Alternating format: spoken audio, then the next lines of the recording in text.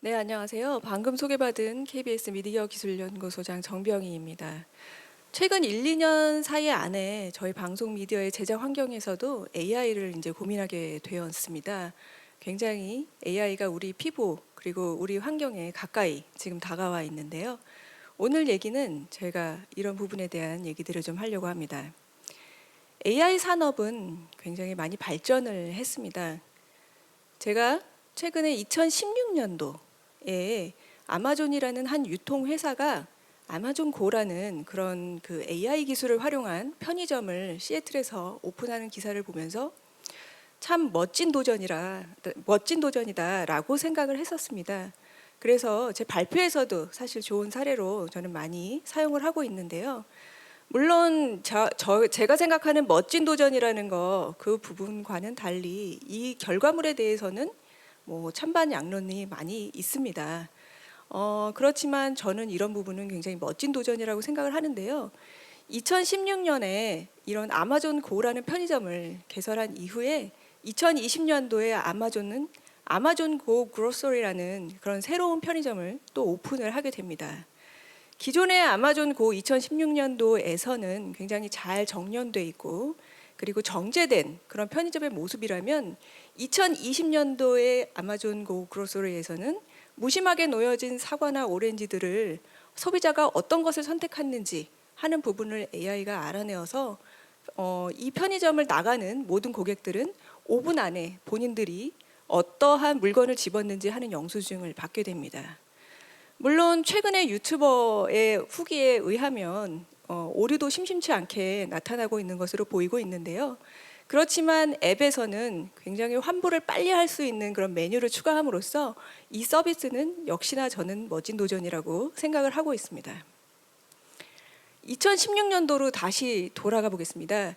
인공지능의 시장 규모를 2016년에는 한창 딥러닝이라는 그런 새로운 AI 기법들에 대해서 관심이 있었던 터라 그때에는 장밋빛 미래를 그리고 있었습니다. 2016년도에 생각했던 2020년도의 국내 시장은 약 11조 원의 규모가 될 것이다 라고 생각을 하고 있었습니다. 이때는 당연히 그 뭐 소프트웨어나 하드웨어나 또 일자리 창출 이런 부분까지 다 모든 것들이 이제 생각이 됐다라고 생각이 되고 있고요. 그 이후로 20년까지 지금 흘러오면서 인공지능이 이제는 조금 더 우리의 현실 앞에 다가와 있고요. 그리고 굉장히 그 실용적인 어떤 결과물을 내고 있기 때문에 지금은 2019년도에 나왔던 한 보고서에 의하면 이 2023년까지 우리나라의 인공지능 시장 규모는 약 6,400억 원 정도의 시장 규모가 될 것이다라고 얘기를 하고 있습니다. 이 보고서에서는요, 2019년도까지의 인공지능은 주로 하드웨어의 성장이 견인을 했다. 예를 들어서 GPU라든지 메모리라든지 이런 그 AI의 성능을 높일 수 있는 하드웨어가 이 시장을 견인을 했다면 2020년 이후에 있는 인공지능의 시장은 소프트웨어 개발이나 서비스 시장 이런 부분들까지 계속 이런 부분들이 주로 견인을 할 거라고 생각을 하고 있기 때문에 조금 더 우리 현실에 AI가 어떤 기능을 하는지 하는 부분으로 이 시장이 넓어질 것이다 라고 전망을 하고 있습니다. 저도 같은 생각을 하고 있고요. 잠시 아마존고의 케이스로 다시 넘어가 보겠습니다. 아까 찬반 양론이 있다고 했는데요. 아마존고가 처음에 시작을 할 때에는 약 2020년도까지 150여 개의 점포를 열겠다라고 생각을 했습니다. 지금 현재 2020년인데요. 지금 현재는 약 27개의 점포가 오픈되어 있는 걸로 그렇게 통계가 나오고 있습니다. 과연 이 부분에 대한 것들에 대한 생각들이 당연히 찬반 양론이 있을 수밖에 없는 그런 수치이다라고 생각을 할 수 있는데요. 물론 지금 굉장히 화면에서 보시는 것처럼 많은 센서들을 달아야 하고 그리고 그 센서들을 이용한 이런 서비스 시스템에 대한 새로운 경험을 받아들일 수 있는 소비자들이 많아야 하는 그런 측면에서 봤을 때 당연히 대도심지에 있는 좋은 입지에 있는 위치를 찾기가 그렇게 쉽지는 않았겠죠. 이런 부분들을 생각을 했을 때 그 수치는 저는 좀 이해는 되고 있습니다. 최근에 저희 회사 앞에요. 무인 편의점이 생겼습니다. 저희 회사는 직장인들이 많은 그런 위치에 있기 때문에 주중에는 소비자들이 많지만 주말에는 소비자들이 많지 않습니다. 이 무인 편의점에서는 물론 인공지능 같은 그런 새로운 기법이 적용되고 있지는 않지만 셀프 체크인하고 셀프 체크아웃을 통해서 편의점에서 근무하는 직원들을 수를 줄이고요. 굉장히 효율적으로 운영하고 있다라는 생각이 들었습니다. 그래서 저는 생각해 봅니다. 자동화, 효율화에도 당연히 단계가 있다. 그렇지만 저는 여전히 창의적인 도전은 계속되어야 된다. 그렇게 생각을 하고 있고요. 오늘 제가 여러분께 전달해 드릴 그런 내용도 이 창의적인 도전에 해당하는 그런 얘기가 되겠습니다. AI를 적용하기 위해서는요, 다음과 같은 질문들을 던지면서 주로 일을 진행을 하게 되는데요. 해결하고자 하는 문제들이 무엇인가 하는 것을 먼저 선정을 하게 됩니다. 그 문제를 해결하기 위해서 조금 더 일반적인 그 문제가 이루어지는 워크플로우를 정리하게 되고요. 그 워크플로우를 이루는 각 요소 단위의 어떤 잡들에서 어떤 부분이 소프트웨어로 혹은 인공지능으로 대체를 하면 좋을 것인가 하는 것들을 생각을 하게 되는데요. 물론 명확하고 또 반복적인 업무를 주로 AI한테 맡기는 것이 효과가 좋다라는 것은 아마 여러분들이 잘 알고 있을 겁니다. 또한 AI의 도입에 있어서 같이 생각해야 될 것은 AI가 그 문제를 해결하기 위해서는 여러 가지 학습과 훈련의 과정이 필요하기 때문에 이 문제를 해결하기 위해 어떤 데이터를 사용할 수 있을 것인가 하는 부분까지도 같이 고려가 되게 됩니다. 이런 일련의 과정을 거치고 나서 문제를 해결하였는가, 잘 해결하였는가를 보게 되면 결국 우리의 AI의 도입이 성공적이었는가 아닌가를 판단하게 됩니다. 그러나 제가 더 얘기를 하고 싶은 것은 어떤 문제를 해결하기 위해 일반적인 워크플로우를 정리를 하지 말고 일반적인 워크플로우를 정리를 하는 거에 더해서 주변에 있는 워크플로우의 조정이나 정리까지도 한번 생각을 해보자라는 부분을 이제 저는 생각을 하고 있는 거고요. 그렇게 워크플로우의 조정이나 정리까지 포함한 부분을 고려해서 AI를 도입하는 것이 향후에 우리가 가야 할 방향이 아닌가라는 생각을 하게 됩니다. AI와 방송 미디어 제작을 얘기를 할 때요. 제가 가장 많이 받는 질문은 이겁니다. AI를 도입하게 되면 제작 비용이 절감됩니까? 하는 질문입니다. 저는 이에 대한 답변으로 어떤 답을 하게 되냐면요. 제작 비용이 효율화됩니다. 라고 이렇게 대답을 합니다.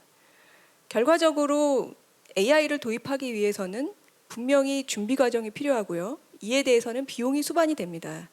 따라서 그런 비용을 수반하면서 반복적인 업무에 투입되는 인력 대신에 창의적인 업무로 그리고 시스템 장비의 효율화도 같이 생각하면서 또 프로세스의 자동화도 같이 생각하면서 나가야지만이 이 AI의 도입이 성공적이다라고 생각을 하고 있고요. 여기서 또 하나 고려되어야 할 사항은 방송의 제작 시간과 질을 최대한 고려를 해줬으면 좋겠다라는 부분입니다. 결과적으로 방송 제작 시간과 질을 최대한 고려한다는 말은 서비스의 수준을 우리가 나름대로 좀 정해보고요. 그리고 거기에 맞는 최적화된 제작으로 좀 나누어서 가져가야지 대만이 된다라는 부분을 얘기를 하고 싶습니다. 즉 지금 현재의 방송처럼 프로페셔널하게 라이브한 방송이냐 아니면 조금 시간이 지연이 돼도 이 시청자들이 견딜 수 있는 리얼리한 라이브의 방송인가 아니면 모두 다 방송 제작을 끝나고 나서 후반 제작의 포스트 프로덕션을 통해서 하는 고퀄리티의 콘텐츠인가 이런 수준들을 좀 나눠보고 그것에 맞는 제작을 하는 그 단계에 맞추어서 도입을 하는 것이 좋겠다라는 부분을 제안드립니다. 그러면 오늘의 본격적인 얘기인 AI와 방송 미디어의 제작 변화 방향에 대해서 제가 3가지를 좀 제안드리고자 합니다.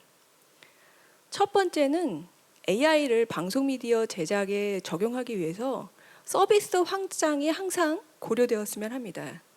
서비스의 확장으로는 양적 확장과 질적 확장을 고려할 수 있는데요. 양적 확장이라 하면 생산성을 향상시켜서 더욱더 기존에 커버할 수 없는 더욱 많은 콘텐츠를 생산하는 것이고요. 또한 원격에서 제작이 되기 때문에 많은 제작진을 투입하지 못해서 제작을 못하는 그런 부분들이 있다면 이런 원격 제작이나 이런 부분도 커버리지를 높이는 그런 방법으로 좀 진행이 됐으면 좋겠다 하는 부분이고, 또한 긴급한 상황에서의 신속한 제작 같은 부분들도 커버할 수 없는 분야의 영역이 있다면 이런 부분을 좀 AI에 대해 맡겼으면 좋겠다 하는 부분이고요. 두 번째 고려할 것은 질적 확장인데요.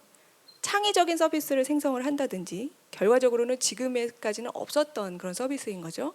또한 풍부한 정보를 제공을 한다든지 하는 그런 질적인 서비스의 확장도 고려가 되었으면 좋겠다라는 부분입니다. 해외 사례를 몇 가지 서비스 확장을 염두한 그런 해외 사례들을 좀 살펴보도록 하겠습니다. BBC의 애드라는 프로젝트인데요. 카메라의 어떤 그 구도를 AI가 잡아주는 그런 프로젝트입니다. 예를 들어서 대담 프로그램에서 사람들이 말을 하게 되면 화자의 그 원샷을 잡아주기도 하고요. 또 여러 명이 앉아 있는 샷이라고 한다면 그 샷에서는 여러 명이 이제 앉아 있는 그런 구도의 그런 화면 앵글을 잡아주기도 합니다. 이 화면에서 보듯이 상단에 있는 왼쪽과 오른쪽이, 왼쪽 부분은 애드가 잡아준 각이고요. 오른쪽에는 사람의 앵글인데요. 두 번째가 큰 차이가 없고 방송 제작 콘텐츠의 퀄리티에 무리가 없다면 이 애드라는 프로젝트의 결과물도 충분히 방송 미디어 제작에 활용할 수 있다라고 생각을 하고 있습니다. 인공지능의 결과물은 아니지만 BBC에서 하고 있는 리얼리 라이브 프로덕션이라는 그런 툴이 있는데요. 이 툴과 만약에 애드가 만났다면 제가 생각하기에는 스튜디오에 있는 방송 제작뿐만이 아니라 라이브의 제작도 이 애드를 통해서 혹은 리얼리 라이브 프로덕션과의 조화를 통해서 가능하다라고 생각을 하고 있습니다. 리얼리 라이브 프로덕션이라는 것을 잠깐 설명을 드리면 여러 개의 카메라 피드를 스트리밍으로 받고요. 이 스트리밍에 받은 카메라 피드들을 실제로 방송을 해가면서 10분 혹은 20분 후에 절체될 여러 가지 방송 피드를 스위칭하는, 미리미리 스위칭을 어떤 화면으로 할 것이다 라는 것을 정해주는 그런 프로덕션 프로그램인데요. 이 프로그램 같은 경우에는 완벽한 실시간은 아니지만 5분 혹은 10분 정도의 딜레이를 감안해서 제작을 할 수 있는 그런 시스템이 되겠습니다. 여러분들이 아마 키노트에서도 좀 들으셨다고 저는 알고 있는데 픽셀럿의 자동화된 스포츠 제작 시스템입니다. 픽셀럿의 이 시스템은 카메라 오퍼레이터가 없는 스포츠 제작 시스템으로 굉장히 각광을 받고 있는데요. 180도의 화각을 자랑하는 이 카메라를 설치를 해주고, 그리고 그 카메라를 여러 대를 활용을 해서 굉장히 넓은 화각의 화면을 만든 다음에요. 인공지능이 생성해주는 버추얼 카메라를 활용을 해서 다양한 각도의 화면을 생성을 해줄 수 있고요. 그리고 역동적인 카메라 그 스포츠 프로덕션을 할 수 있는 그런 프로그램입니다. 화면의 각은 아니지만 또 한 가지 인공지능을 활용한 다양한 서비스 확장에 해당하는 프로그램을 얘기를 들으면요. 신티시아의 BBC 뉴스 리더 시스템이 있습니다. 이 BBC의 이 해당 진행자는 영어밖에는 하지 못합니다. 그런데 이 신티시아의 기술을 활용을 해서 중국어나 스페인어를 하는 그 사람의 얼굴 표정들을 트레이닝하고 이 진행자의 얼굴과 합성함으로써 한 번의 촬영으로 3개 국어를 할 수 있는 그런 그 서비스를 할 수 있게끔 되었습니다. 또한 음성과 텍스트의 편집을 하는 디스크립트라는 제품도 있는데요. 영상과 이미지를 혹은 오디오를 업로드하는 순간 영상이나 오디오에 있는 텍스트들이 자동으로 인공지능이 텍스트로 바꿔서 생성을 해주고요. 마치 텍스트를 편집하듯이 편집을 하게 되면 이 텍스트와 싱크가 맞춰져 있는 영상이나 그 음성들이 동시에 편집되게 되는 그런 시스템입니다. 이런 툴 같은 경우에는 지금은 팟캐스터라든지 유튜버들을 통해서 이 시스템을 제공하고 있지만 방송 미디어 제작 환경에서도 충분히 이런 개념은 사용할 수 있을 거라고 생각을 하고 있습니다.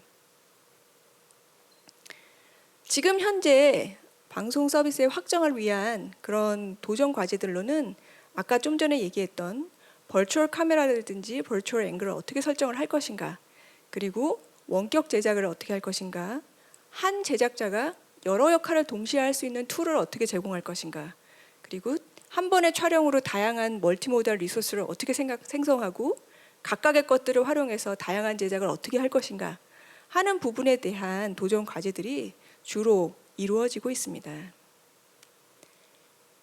AI가 미디어 제작 환경으로 들어왔을 때 좀 생각해 줬으면 하는 두 번째 방향으로는, 저는 시스템 연결 환경을 항상 생각해서 그런 시스템들로 진화해가는 과정으로 이끌어갔으면 좋겠다 하는 생각을 하고 있습니다. 여러분은 다 아시다시피 AI 엔진을 성능을 높이기 위해서는 굉장히 고성능한 하드웨어가 필요합니다. 물론 지속적인 하드웨어의 성능 향상과 가격 하락이 그런 부분을 도와주고 있기는 하지만요. 여기서 더 중요한 것은 이런 고성능 시스템과 혹은 고성능이 필요하지 않은 기능들이 있을 때 이런 것들이 서로 항상 원격에서도 그리고 언제 어디서나 사용이 가능하고 같이 활용할 수 있도록 연결된 그런 환경을 만들어줘야 하고요. 그리고 어떤 부분은 독립적인 하드웨어가 있는 것이고 어떤 부분은 가급적이면 소프트웨어로 몰아갈 것인지 하는 부분에 대한 고민도 계속 해나가면서 항상 시스템의 확장성을 고려해서 개발하거나 아니면 도입을 했으면 좋겠다라는 부분입니다. 이것들을 위해서는 당연히 저희 회사에서도 항상 지금 저도 고민을 하고 있는 상황인데, 퍼블릭 클라우드 서비스에서 제공하는 그런 기능들을 활용할 것인가, 아니면 자체 인하우스 구축을 통해서 그것이 해결되어야 할 것인가 하는 부분에 대한 것을 고민을 하고 있고요. 또 어떤 것이 확장 가능성이 가장 좋은가 하는 부분들도 계속 고민을 해나가고 있습니다. 마지막으로 인공지능이 방송 미디어 제작 환경에 도입이 되었을 때 꼭 생각해야 하는 세 번째 방향으로는, 저는 신뢰할 수 있는 정보를 제공해야 된다라는 부분이 항상 고려되어야 된다고 생각을 하고 있습니다. 인공지능을 연구하는 연구자들은 항상 얘기를 합니다. AI 엔진의 개발도 중요하지만 더욱 중요한 것은 양질의 데이터 확보다. 이 부분은 누구나 다 얘기를 하는 부분일 겁니다. 지속적인 데이터 확보가 중요하고요. 또한 신뢰할 수 있는 정보, 그리고 양질의 정보를 제공하기 위해서는 그런 연관된 정보들과의 연결을 어떻게 할 것인가 하는 부분을 해결하는 것도 굉장히 중요합니다. 텍스트 같은 경우에는 오류가 있는 부분을 어느 정도는 조금 더 쉽게 잡아낼 수 있지만, 최근에 저희 방송 제작 환경에서 사용되고 있는 이미지나 비디오 같은 경우에는 이것들이 악용이 되거나 조작이 되었을 때 그 부분을 검증하기라는 굉장히 어렵습니다. 따라서 저희도 많은 곤혹을 겪고 있는데요. 이런 부분에 대한 검증을 어떻게 할 것인가, 이런 것들을 위해서는 사실은 저는 툴도 중요하지만 AI를 만들거나 또는 적용하는 사람들의 윤리적인 가이드라인도 중요하다고 생각을 하고 있습니다. 저희 회사에서는 굉장히 많은 컨텐츠를 확보를 하고 있습니다. 따라서 이 컨텐츠에 나와 있는 그런 유명인들의 데이터셋을 저희가 만들어 놨는데요. 훈련에 사용된 이미지만도 약 360만 장에 이릅니다. 그렇지만 저희가 이런 데이터들을 인공지능을 훈련을 시키면서 겪었던 내용은 양이 아니고요. 얼마나 정확하고 그리고 오류가 없는 데이터들이 들어가 있는지, 확보가 되어 있는지 하는 부분이다라는 걸 다시금 한번 깨달았고요. 또한 그런 부분들을 하기 위한 개발 검증 도구라든지 이런 부분들도 사실 자체적으로 개발을 하고 있습니다. 이미지나 비디오로 넘어가 볼까요? 이미지하고 비디오 부분에 있어서는 최근에 딥페이크라는 그런 키워드가 많이 회자가 되고 있는데요. 딥페이크라는 기술은 AI를 이용한 인간 이미지의 합성 기술인데 사실 굉장히 좋은 측면이 많은 기술입니다. 그렇지만 최근에는 이미지나 영상의 특정 인물을 다른 인물의 이미지로 사실 바꿔냈기 때문에 이게 문제시되는 경우가 많이 발견을 하였는데요. 굉장히 발전된 영상 기술이라고 저도 생각을 하고 있고, 또 활용 가치가 굉장히 높은 기술이라고 생각을 하고 있지만, 또한 정치적으로나 법적으로도 영향에 미치는 바가 크다라는 것을 또 실감하는 분야이기도 합니다. 딥페이크라는 것을 2016년도부터 조금 발전을 보면은요, 다른 사람의 얼굴 표정을 이 사람한테 매핑시키는 그런 부분부터 시작을 해서 또 음성 부분을 가져가 와서 오바마 대통령의 비디오와 함께 제공을 한다든지 하는 부분이 있었는데요. 최근에는 거기서 넘어가서 얼굴 혹은 실체의 일부분까지도 넘어가는 걸로 그렇게 확대가 되고 있습니다. 이런 이미지를 생성하고 제작되는 부분은 촬영하기 어려운 부분이라든지 이런 것들 기술들을 활용을 해서 새로운 방송 콘텐츠의 리소스로 사용할 수 있다는 부분에서 굉장히 좋은 기술이라고 생각을 하고 연구자들의 해결 과제도 있다라고 생각을 하지만 저는 미디어 기술 외에 더욱 많은 해결 과제가 남아있다고 생각을 합니다. 그런 부분은 결과적으로는 윤리의 문제인데요. 이 부분에 착안해서 유럽에서는 윤리 가이드라인이라는 것을 만들어서 인공지능을 연구하는 연구자, 개발자 혹은 서비스 도입자들이 어떠한 그런 가이드라인을 가지고 임해야 하는지를 정리를 해놨고요. 이 부분에 대한 중요한 부분은 결과적으로는 책임성이라든지 또 투명성 그리고 공정성 이런 것이 될 겁니다.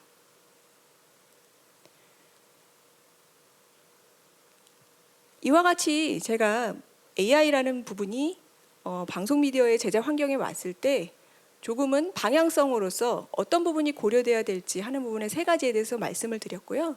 마지막으로 저희 KBS 미디어 기술연구소에서 이런 부분들을 사실은 조금이라도 고려를 하면서 제작을 하고 있는 사례를 하나 소개를 드리도록 하겠습니다. 2017년 어느 날 한 연구원이 와가지고 얘기를 하더군요. 방송은 가로인데 앞으로는 핸드폰이 서비스가 굉장히 많이 되고 있기 때문에 세로 영상이 되게 중요할 것입니다. 그렇지만 또 제작자들이 얘기를 합니다.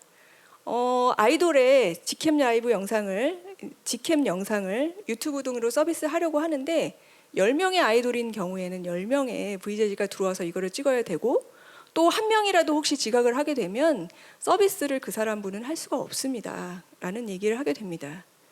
그런 부분들에 대한 것을 저희가 생각을 하고 나서 AI를 활용한 멀티뷰 제작 시스템이라는 것을 개발을 했습니다. 물론 이 부분은 지금은 현재 올해 상용화를 개시를 하기도 했지만요. 저희가 관련된 특허도 사실 가지고 있습니다. 이 부분을 다시 저희가 그냥 협업을 하고 얘기를 듣고 시스템을 만들고 적용을 하고 이런 부분만을 한 것이 아니고 이거에 대한 성능을 높이고 또 제대로 활용을 하기 위해서 새로운 제작 워크플로우를 만들기 위한 제작자들과의 협업을 많이 추진하였습니다. 기존의 뮤직뱅크를 촬영하는 그 시스템에서 그 다양한 카메라들이 이미 활용이 되고 있는데 이 멀티뷰 제작 시스템을 위한 카메라를 하나 더 추가를 해야 되고요. 위치를 잡아야 되고요. 거기서 나온 영상을 시스템에 올려야 되고 또 바로바로 서비스에 연결시켜야 되기 때문에 그런 워크플로우를 만들기 위해서 PD, 또 촬영 카메라맨, 그리고 기술, 다양한 분야의 제작자들과 새로운 워크플로우를 만들기 위해서 협업을 하였습니다. 이렇게 해서 저희 유튜브의 KBS K-POP 이 사이트에서는 뮤직뱅크가 끝난 이후에 굉장히 고퀄리티의 직캠 영상들이 계속 업로드가 되고 있고요. 기존보다는 약 300%의 조회수 상승이 있었습니다. 저희들은 지금 여기서 그치지 않고요. 다양한 경험의 공유를 계속하고 있습니다. 여기서 촉발된 더욱더 새로운 AI를 활용한 그런 기술들 혹은 경험들을 제작자들과 협업을 통해서 얘기를 하고 있고요. 또 창의적인 그런 서비스 아이디어를 계속 얘기를 하고 있습니다. 또 저희 사내에서 협업을 하는 것뿐만이 아니라 AI를 이런 방송 미디어와 접목시키고 싶은 여러 연구자들과의 협업은 어떻게 할 것인지 하는 부분도 언제나 저희는 생각을 하고 있고요. 또 저희랑 유사한 서비스를 하고 있는 업체들도 저희 기술을 사용하기를 원하는 그런 부분이 있다면 저희가 서비스로 이 상용화된 기술을 제공을 하는 부분을 생각을 하고 있습니다. 따라서 언제나 저희는 새로운 협업을 다양한 분야의 사람들과 하는 것을 기다리고 있습니다. 저는 오늘 얘기를 통해서 사실 이런 얘기를 하고 싶습니다. AI라는 것이 지금 제가 느끼기에도 저희의 제작의 환경의 변화를 굉장히 많이 이끌어 왔습니다. 그렇지만 이제는 제작의 변화라는 것보다는 저는 관점을 창의적인 서비스의 시도로 이제는 관점을 넓혀서 이런 부분을 더욱더 촉발시키고 확장시켰으면 좋겠다라는 말씀을 드리면서 제 오늘 발표를 마치도록 하겠습니다. 네, 정병희 소장님 말씀 고맙습니다. 서비스의 양적, 질적 확장 및 도전 과제 등 말씀해 주신 부분들을 통해서 이 새로운 시대 제작 인사이트를 얻을 수 있는 시간이었습니다. 다시 한번 감사드리고요. 지금 유튜브와 게시판을 통해서 많은 질문들이 올라오고 있습니다. 그중 두 가지를 선정해서 질문 드리도록 하겠습니다. 먼저 첫 번째 질문입니다. 방송 미디어에 있어서 미래 인간의 역할에 대해서 한번 말씀해 주실 수 있을까요? 사실은 이제 방송국에 종사하는 제작자들이 더욱 많이 고민하는 부분이 아닐까 합니다. 아나운서, 꼭 카메라맨, 또 촬영자, 제작자 모든 사람들이 이제 저희 연구원들과 얘기를 하면서 그런 질문들을 동일한 질문들을 물어보시는데요. 앞에 모두에서 말씀드렸듯이 하기 좀 어렵거나 아니면 반복적인 업무거나 이런 부분들은 AI가 많이 커버를 할 수 있을 수 있습니다. 그러나 AI가 어떤 일을 해야 되는지, 그리고 워크플로우가 어떻게 변해야 되는지, 또 새로운 서비스는 어떤 것들이 사람들이 원하는지 하는 것들을 생각하는 영역도 이제는 그 제작을 아는 사람들의 영역이 아닌가 생각을 하고요. 미래 제작자들의 역할은 그런 쪽으로 좀 더 발전을 해야 된다고 생각을 하고 있습니다. 네, 말씀 고맙습니다. 두 번째 질문 드리겠습니다. 멀티뷰 제작 시스템 외에요. KBS 미디어 기술 연구소에서 주력하고 있는 다른 AI 분야는 어떤 것들이 있을까요? 사실은 이제 그 AI 쪽에 대한 연구는 저희는 이제 제작 시스템 쪽으로 사실 많이 포커싱이 되어 있는 상황이고요. AI적인 용도는 아니지만 저희는 AI를 활용을 하기 위해서 저희 연구소에서 또 하나의 가장 주력하고 있는 축은 연결입니다. 뭐 AI랑은 딱 관계가 없다라고 생각을 할 수는 있겠지만 저는 앞에서 얘기했듯이 이 연결이라는 부분이 AI를 완성시킬 수 있는 축 중에 하나라고 생각을 하고 있거든요. 따라서 사내에 있는 시스템들 그리고 자원들 이런 것들의 연결뿐만이 아니라 일반 소비자들한테까지 저희의 영상이나 서비스가 쉽게 도달할 수 있도록 하는 그것이 어떤 하드웨어의 조합이든 아니면 어떤 서비스의 발전이든지 간에 모든 저희의 서비스가 시청자들한테 혹은 그 서비스를 사용하는 사용자들한테 갈 수 있도록 하는 가장 신속하게 갈 수 있도록 하는 그런 기술, 연결 기술에 대해서 저희 연구소에서는 또 하나의 주요 축으로 관련된 기술들을 개발하고 있고요. 이 부분에 대한 것들도 또 여러 가지 각계의 분야에 계시는 분들 그리고 사내의 제작자들과 협업을 하면서 그 부분을 발전시켜 나가고 있습니다. 언제 기회가 되면 그런 부분들에 대해서도 얘기를 할 수 있는 기회가 있지 않을까 생각하고 있습니다. 네, 말씀 고맙습니다. 앞으로 어떤 새로운 기술이 우리를 연결할지 기대가 됩니다. 지금까지 KBS 미디어 기술 연구소 정병희 소장님이셨습니다.